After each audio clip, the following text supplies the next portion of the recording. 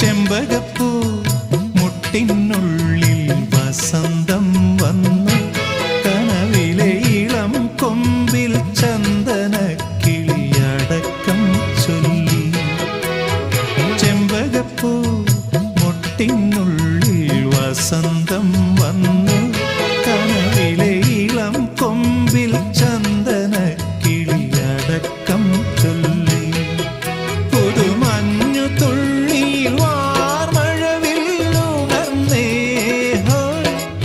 ഇന്നു കരളിൽ അഴകിന്റെ മധുരമൊഴുകിയ മോഹാലസ്യം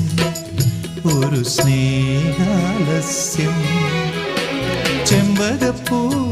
മുട്ടിനുള്ളിൽ വസന്തം വന്നു